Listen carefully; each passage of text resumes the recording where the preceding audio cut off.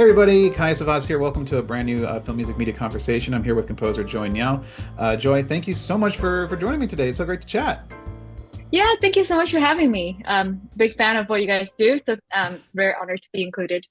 Oh no, I'm a huge fan of your work, and you have been doing some amazing work with WondLa, and we'll get to that later. But congratulations on season one, and of course season two. But before Thank we you. jump into projects and everything, I always like to kind of start this as a kind of a to set our conversation, and you can take this question at face value. You can just you can be more deep or existential with it. But I'm curious to take, as a human being, as a storyteller, as a musician, as a composer, what does music mean to you? Oh wow. I mean, music has kind of always been like a friend to me because I grew up as a very sensitive kid. I had big emotions and didn't Yeah. quite know how to express them. And playing piano, writing my own music was my outlet to express myself sometimes. Like when I don't quite know how to put it into words, it's always Yeah. been something that's, guiding me through good moments, tough moments, how to communicate with others, how to communicate with movies, film, TV. So it's something that is very special and how awesome we get to do it as a job. Yeah, absolutely. So I want to kind of go back maybe to a little bit, going back to childhood, because I think we found our kind of our passions when we were young. But I'm curious, like for you, when did music enter your life? Was it something that happened? Was it like a seminal moment for you, or did it happen gradually? And when did that interest start kind of pulling you towards music? So I started playing piano at classical piano at age 6. And grew up with all the cool repertoires, played everything from classical, romantic, and but I fell in love with impressionistic music. Mm. I love Debussy, I love Ravel. And in terms of movies, how I came into film scoring, I was born the year of Lion King, and my mom would tell me that that's the movie she played, and she watched with me on the VHS tape, and I would ask her to repeat it all the time as a child, and it's fascinating where you rewatch like a childhood movie years later. I still really remember the music, and it's like a friend that guides you. It Yeah. created that like nostalgic feeling, and it just kind of sparked my interest of like I want to create that for people. I would love to contribute to the storytelling process. And so playing piano growing up, I started to also improvise and express myself through there. And as I'm playing around, I used to sneak into the auditorium in my high school and just improvise on the grand piano. They had a grand piano there. And a teacher walked in and she was like, you should try composing because it sounds like what you're doing. You're just Yeah. playing whatever on the piano. So um, it really just sparked my interest doing that. That's amazing. Yeah, I mean, for me, it was yeah, my dad had like it was again, it was Hans too, but it was for like The Rock, the Michael Bay film The Rock, but Oh, it was so Hans, Nick and Harry, and I remember it was like the first R-rated movie I was allowed to watch, and my mom let me watch it, and I was like, "No, I want the music." And they got me the cassette, and I just was, playing that in my Walkman like on a loop. yes, Walkman. Oh my God, those days. And those with CDs as well. Oh my Yeah. goodness. It's amazing. I miss that era. There's so many great films in that era. I know. We Like grew up, that yeah, was 90s kids. Yeah, I mean, we grew 90s up. kids. And all the animation that time, the golden Yeah, era, I really think. All the music, it still lives on today. Yeah, that's a great era to be part of. I know. I So mean, it yeah, we had influenced a lot. Disney, we had the start of Hmm. DreamWorks animation, and I mean, yeah, it was good stuff. Yes. It definitely like influenced me a lot as a composer. Just and a lot of scores and music that time is very melody Yeah, forward, absolutely. which I adore. And I think that really contributed the way I write music as well. I also grew up singing in choirs and I sang the soprano parts, which is usually where the melodies are. So Yeah, I think that really influenced me as a composer. I'm really much about the melody, the themes, uh, and staying true to that. yeah, which is why I love your score for One Less so much because it feels like exactly what we're talking about, like the music that we grew up with, and it just feels like Hmm. born from you too. So, but before yeah, we will get to One Less, but I'm curious. So, like now, so you found kind of your passion, you found this drive. What was the next steps in your life of like turning this from just an interest and a passion into a career and something that you wanted to pursue and do make this for your living, you know? Yeah, I mean, I studied film scoring in college. I went to Berklee College of Music, found my love through there. There's a lot of programs where you get to collaborate with students in Boston. I remember we did like a student film with, I think it was maybe BU filmmakers or something. Yeah. And I just scored a student thesis of it was an animation. It wasn't made yet, but it was storyboarded. Mm. And that was my first collaboration ever, scoring to someone's storyboard. And I remember just having a blast because we got to really dive in and create pretty much like a sonic identity for that short. There was no dialogue. Um, and as I'm collaborating with this filmmaker, I'm like, wow, this is so fun. Like I want to do this for a living. I want to help tell stories with music. So I moved to LA after I graduated, and I started assisting TV composers, documentary composers, film composers, just to kind of get like a it. Then that to me was like the master class of working in the industry because we learned how to score, we learned all the tech, all the the technical side of things, but it's the real life experience being here and see how film scores and TV scores are made. I think that was exhilarating. And I started to learn from different composers and kind of form my own way of working. Yeah. And I started to work with like indie filmmakers. Like I went to film festivals, met all these student and up and coming directors, and then kind of formed my own relationships there. That's pretty much how I got my started. Yeah. Yeah, that's amazing. And one of your first jobs was working with Jeff Rousseau, right? Was that Yes. yeah. Yeah, Yeah. exactly. And for Jeff, that time he was working, I think, about 10 shows at once. So you just get Yeah. to see all the behind the scenes, like what does it take from the spotting session all the way to score delivery? What does it take in between? It takes a team, it takes a village, and that was like a very great experience, hands-on experience that I got to uh, see how a film score is being made, a TV score is being made. Yeah, I think those are, working for a composer. I know different people have different experiences with that, but I think it's like it is like a school in itself that you don't get Yeah, in the bubble of, a traditional education or anything like that, because that's the real world, and it's just like something that you don't get a glimpse of until you're in it, really. absolutely. And, attending scoring sessions, like that time there was the bridge in the Valley. We got to go Yeah. there, record there almost every week, went to Warner Brothers and record there. So you get to see all these behind the scenes, work with music editors, mix engineers. That is like a masterclass of its own. Yeah, Um, so absolutely. I felt really well prepared when it came to my own stuff, like learning from all these experiences. Yeah. So talk to me about like once you started, scoring, you're meeting these filmmakers. I'm sure you're scoring like your shorts and like getting kind of like Mhm. you're getting your hands in mud and kind of working. Wh Going through your head while you're starting to like write your own music, is it in your mind going like, what's my voice as a storyteller? What's my style? Like, were you like, was that like a thought process? Like, oh, what kind of composer do I want to be? Like, is that, or are you just kind of just like tackling it and just going with instinct, or is that not even like in your mind? I'm curious. That is in my mind, and I think it took a few projects to really hone into that. And I could say I'm still trying to find what my voice is as a composer. Yeah. And as you know, film composer stories first. So whatever Yeah. the story needs and what the genre, what the director's vision, that's always what comes first before anything else. But then, of course, I start to think about what is my voice? Like what kind of stories I want to tell? What makes my music? How can I add myself in it? And Yeah. I think the project that really jump started that for me, and I always think back with such fond memories, is Blush on Apple TV, and that's the Yeah. Sky. Actually, the beginning of my collaboration with Skydance Animation. That was their first short film, their first project actually, Yeah. and I that was the project where I can really confidently say that is my voice in that project because the filmmakers were so encouraging of me just exploring and what does this film mean to you? This is a film about cancer, about love and healing. How do you want to represent it in your music? And so that was the first time ever I tried to record my own voice, like physically singing in my Yeah. score. Um, I'm I love singing, but it's more of a private love that Yeah. I'm not a karaoke person. I'm very like it's a very private thing. But for Blush, it felt right to do it, and I tried it. Th Actually thinking maybe a professional singer will overdub it.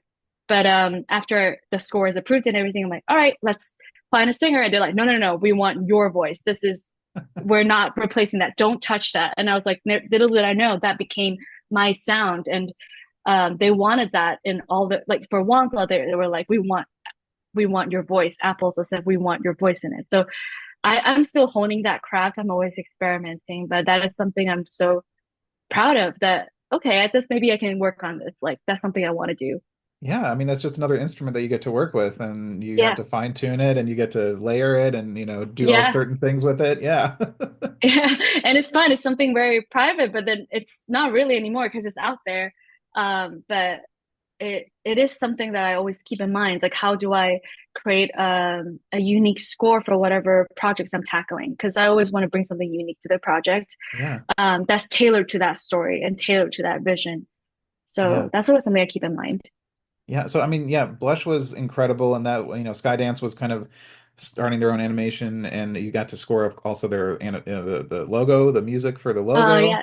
which congratulations, because it's and that means Oh, that thank you're you. part of the DNA. You're really truly part of the DNA of the studio, and of course now with WondLa, which continues your collaboration with Skydance Animation, and so yeah, take us. I'm curious. Well, before we jump into WondLa. I want to kind of just talk about your general approach to scoring, and I know this question can change based on what the project is when you come into the Mhm. project. But I'm curious for you, where does the first note come from? Like, where do you usually gravitate towards for that first idea? Do you like to, if you're lucky to be early on in the process, read the script first? Do you not like to read the script? Do you rather talk to to the director or the showrunner? Do you rather wait for that first locked cut or animatic? I'm curious, what's kind of your go-to if you had the choice to get that first kind of idea? Yeah, and different projects obviously have different timelines. Sometimes we don't Yeah, have the luxury to go to do all that preparation work, but I absolutely love that process, the early process. I love reading scripts. I love like so WondLa was inspired by a trilogy of books. I even read the books. yeah, I'm like, send me anything, send me your concept art, send me where did you get inspired by, what are the costumes inspired by, what are the production design inspired by, um, any animatics I can see, any storyboards I can see. I love diving into that because to me it's like and that's before I write anything. It's just to me it's like preparation work. You're yeah, understanding the story, you're understanding the why, you're understanding themes, and I always want to make sure I understand that first yeah, and have that be the building blocks of the music. And I think that's the difference between maybe film composers versus like a concert composer because we're really serving the story here. So I, I love talking to filmmakers too. Like, why do you want to tell this story? What's important to you? What are these characters mean? Like, what are the characteristics that you want these individual characters, what do you want to portray in the music? And I take extensive notes, just anything like speaking, it doesn't have to be musical language, speaking emotions. Like mm, I take all these notes and then, yeah, and then I start playing around with ideas. There's not really, and that part is the interesting part where I don't have a set process. Sometimes I can sit in front of a MIDI keyboard and play a melody that I like. Great, that's the theme. But sometimes I can write anything. I'll be like doing chores around the house and suddenly a melody comes to me and I quickly grab my phone and I record it. Um, and just so I don't forget it. Or I'm on a walk and I think about the characters and that becomes like a theme or something like that. yeah, yeah. That part is very random. It depends on what comes to me. But I'm always thinking about the story. Whenever I'm signed on to a project. So I kind of just grab on inspiration when I can. Yeah. So let's jump into WondLa because I know season two is about to premiere, but Yeah. let's rewind back to the start of the project when you got involved with it. I guess at what point in production did you get brought on, and what were those first conversations about music? Yeah, I was brought on very, very early. I would say I had a whole year of writing themes first, and that Wow. time until we started scoring episodes. So they were still, I think the scripts were done. So I was able to read all the scripts. I first read the story, the three books first, so I got the Mhm. sense of it, took notes, then read the script.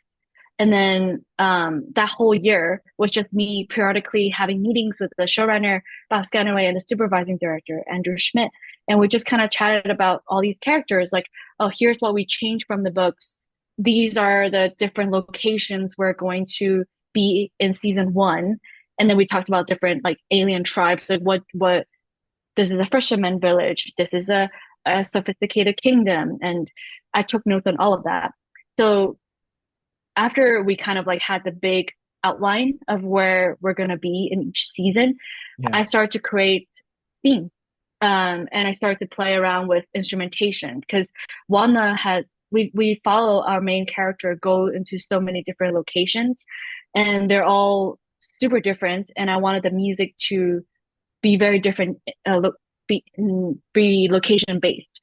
So I had that full year, what a luxury, to kind of Yeah. like play around with what instruments do I want to use for this fisherman village. Maybe it's African inspired, so let's play around with African percussion like the bawang, or let's play the kalimba, let's play bolophone because that's fun.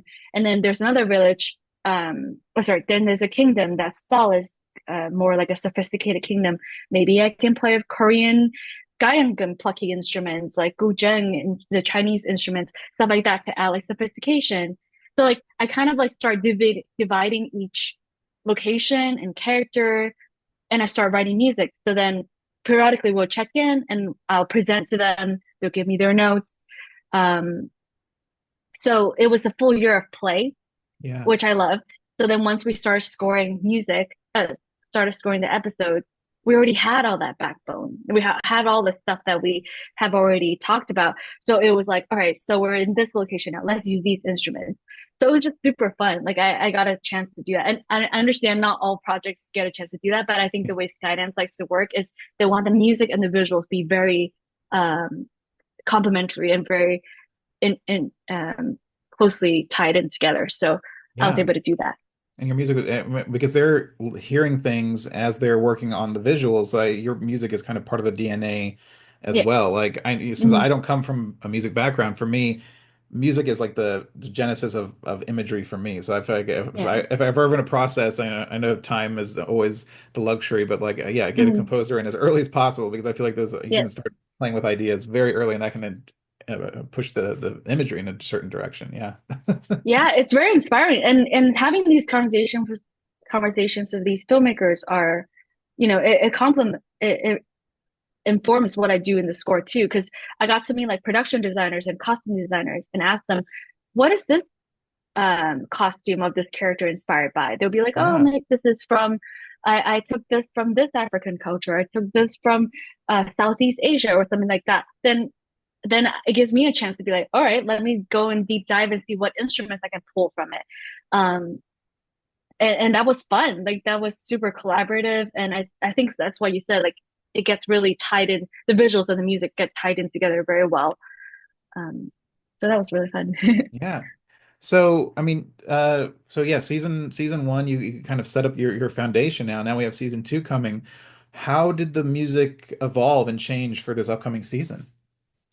Yeah, season 2, the story deepens, and the characters mature, and we really got a chance to explore darker themes in this season, which the music also, if I can envision it, like season 1 is kind of like setting the tone, establishing these character themes, and then season 2 is where they really evolve. We also go to different locations. We go to Faunus, we go to New Attica, which is a human city. Then new instrumentation is also introduced. In general, I feel like I was really stoked about this season because it really touched on so much darker and more mature themes, and the music got to be part of that as well. Yeah, and when you look back at what you did on season one, I mean, I guess the question is like, when you're jumping into season two, is it easier because you've already kind of worked on this world and you're familiar with this world, or is it even maybe more challenging because you've already kind of done a lot of work in this world and you're trying to like rack your brain of like where else to go? Was it more intimidating or more like kind of like familiar for you? It was familiar, but in a very exciting way because Yeah. we already have like the WondLa theme. was we established that in season one, and that theme came up every time the WondLa logo came up, and every episode we have a Yeah. different. The filmmakers wanted a different main title, and at that point, I've done 7 episodes of season one's main title. So when season two came and the story becoming more sophisticated and more like their stakes are higher, there's more danger, there's more, um, I guess, depth. The music also got to do that. So it was like a challenge for me, a very exciting challenge for me to be able to like continue expanding this theme and continue to see what would this sound like with like Vikings instrumentation because we're in fauna. So let's throw in some buka horns or Fujiwara flutes and um, these like Mongolian choirs, whatever. Like Yeah. it's like fun for me to see what else can I do with this theme and make it exciting and make it new. And I think emotionally too, because I followed this character, and that will even be more so in season three, which will come out at some point. I'm so much more emotionally invested in these characters that it's almost like I want to do it justice. Like I want to make sure the music honors what the character is going through. And I love these characters so, so much. So I think a lot of heart and passion continues to Yeah. go into this show. It's really one of the most creatively fulfilling shows that I've done. But yeah, Absolutely. you definitely grow with these characters. Yeah, I can imagine. Yes, I'm curious. What about the characters speak to you, and because I'm guessing that because you said you had a year to kind of play around on the first season. With this Mhm. second season, when they are you just kind of do you just sit back when they send you the first cut of the episode and you just kind of watch it as an audience member and just react first, and then before you kind of tackle it creatively? And I'm curious, do you just like as an audience to see how the characters are speaking to you and then kind of translate that into your music? Yeah, I think why this character, Evan, our main character, Evanine, really spoke to me is it is a coming of age story. It's Yeah. a story of her trying to find her family. And in the process of finding her family, she finds herself. And there's a lot of like empathy of her to the world around her. Um, and her heart continues to expand. And that's something I really resonate with. I think I really love themes like that of following our heroine and just seeing her journey Yeah. of becoming stronger and becoming to herself. Those themes, I guess, evoke like a very nostalgic feeling to me. Um, and so, yeah, I think a lot of care goes into that. I want to make sure that she's taken care of music wise. Yeah, of I like to course. think of it like that. But yeah, when season two came, we kind of scored back to back actually. So season one, two, and three, we scored it all at once. Oh wow. Um, so season two is coming out, but actually I'm already done with season three. It's the nature of Okay. animation where like they like to do it all at once. So there wasn't a break between one and two, and so I was able to follow the storyline through. But with all the preparation work we've done before we started touring these episodes, I felt very confident that I really understand the stories and the characters through and through. I understand the themes. I love working with our showrunner, our supervising director. Like the whole team at Skydance really is a really collaborative and fun environment because they were so encouraging. Like, what do you think? Like, what do Yeah. you think this location should sound like? And I was able to play and try weird things, and they're like, awesome, this sounds great, this is unique, and they really like gave me a lot of creative freedom to do that. And I think that takes a lot of trust in both ways. They trust me that I will do put in my all to make sure each character and each location is um, something unique. And I trust them and their instincts when they give me notes and they give me directions. So I got to attend all the dubbing sessions Oh and wow. through all of this whole process, I think the whole team just really understand how we work together.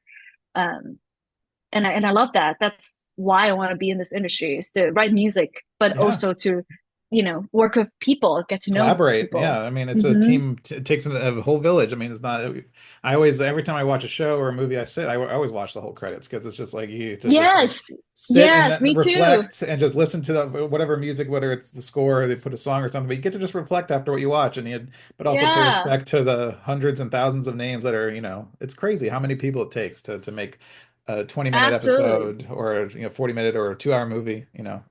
Yeah, especially in animation. My goodness, I'm so glad you do that because I also do that too. Like every show I watch, I do watch the end credits and I do read each job title everyone Yeah. has, and everybody contributes. It's really a team effort. Yeah. And that's the fun part about this job. Yeah, so it is. I love that that you tackled all three seasons at once, at the whole because it's three books, it's a trilogy, and you tackled Yes, trilogy. all, and each book is its own season. So when you've started on the entire, I guess, story, were you looking at was it everything structured kind of like one big long arc across all three chapters, or did you look at each season as its own chapter? Or did you look at each episode as its own little chapter within the chapter? I'm curious, just mentally, how did you structure the music to fit the story? Did you just look at keep the big arc in mind the entire time? Like, oh, I know I can plant something here and bring it back in, episode 5 of season 3. I'm curious, like, how Mhm. did you map everything out? That's a great question. I think I did both. I think thematic wise, when I'm coming up with character themes and location themes, I looked at the story as a whole and kind of Yeah, see like generally zooming out, like this is how the story is going to progress.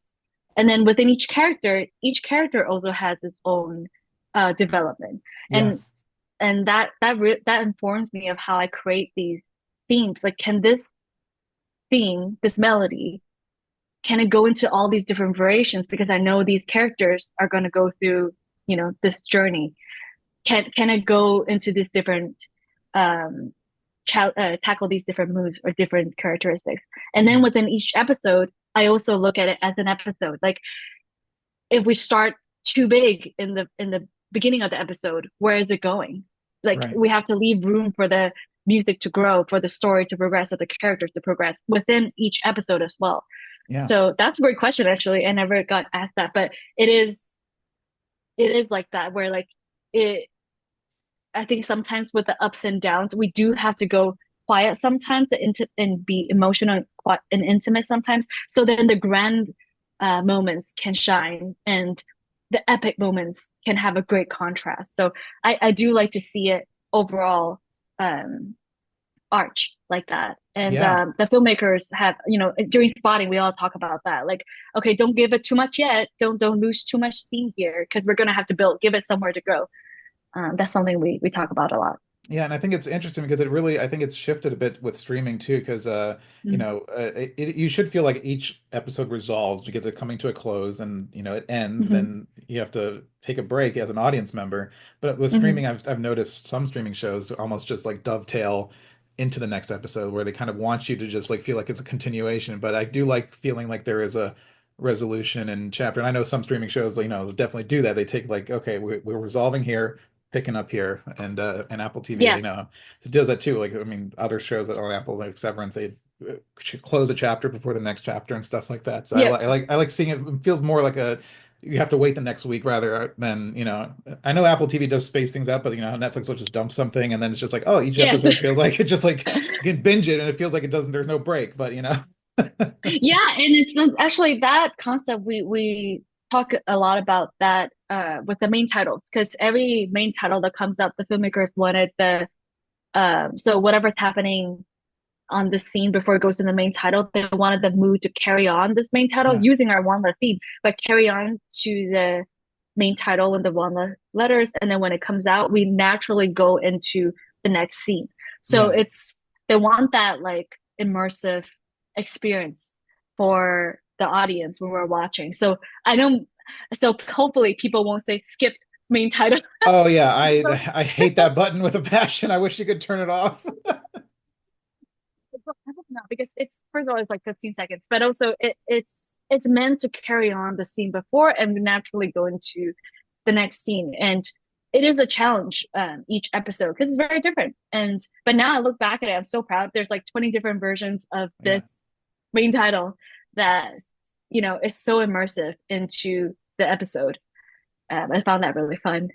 Yeah, I think the main titles are even if it I love that each one is a variation, but even if it is the same thing, like oh, I never skip it. I feel like it's like the entryway. It's like sit down and get ready for the Yeah, setting the story. tone. Yeah, yeah. Setting the So tone, inviting you to kind of watch it. yeah, Same with the end credits. End credits, we also had different variations based on if these episodes are in New Attica, we use like futuristic synths for our yeah, main theme. And then if it's in bonus, then we use like all the world instruments that I've chosen. And then there's a special one in 204, which is the last episode of season two, which I won't spoil, but it's like yeah. there's like super um it's fun. It's just so fun that we got to experiment with all these different ways. So that's why in the beginning it took a whole year to really craft all these themes because the filmmakers, Right. they're very like theme first. Like all these people, they worked on all the classic movies that I've grown up watching. And theme is so important to them. They're like, make sure the theme that we write, we gotta nail it because we know 20 episodes, this is what we're gonna be building upon. This will Yeah. represent our character. So I'm really glad we got to do that. That's amazing. Well, congratulations on season two, Thank you. I mean, you've already finished season three, so as an audience, we'll have to wait for when Apple Yes. announces the next season. But yeah, Yeah. I think it's going to start premiering April 25th. Yes. And yeah, check it out on Apple TV Plus for sure. But before we wrap up, is there any projects that you're allowed to discuss that you're working on coming up that we should keep a lookout for? Yeah, I'm continuing my collaboration with Skydance. I'm going to work on a feature film with them. So super Yes. excited about that. I have a live action feature that I get to do as well. So that's exciting. So as a composer, I'm always just excited to work with different filmmakers and contribute to different kinds of stories and kind of become a chameleon. You just like, Yeah. serving whatever story and whatever characters that comes your way. So I'm very excited that we get to be part of this together. Yeah, absolutely. Well, congratulations, Joy. Thank you so much Thank you. for speaking today and bringing us into your world. It's such a pleasure to dive into your process and it's just so enlightening. So thank you so much for sharing. Yeah. Thank you so much for having me.